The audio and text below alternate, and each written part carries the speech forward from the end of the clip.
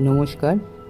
মৈত্রী অঙ্কন শিবিরের শিক্ষক এবং ছাত্রছাত্রীদের উদ্যোগে এক চিত্র প্রদর্শনীর আয়োজন করা হয়েছে।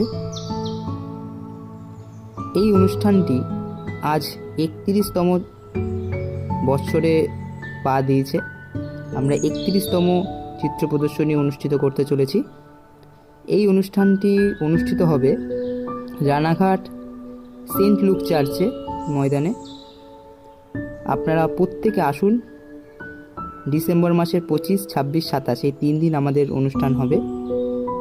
আপনারা আসুন, ছবি দেখুন এবং বড়দিনের উৎসবটা আমাদের সাথে সামিল হয়ে দেখুন। আশা করি আপনাদের ভালো লাগবে এবং শুধু চিত্র প্রদর্শনী নয়, তার মধ্যে কিছু সাংস্কৃতিক আমাদের অনুষ্ঠানও থাকবে।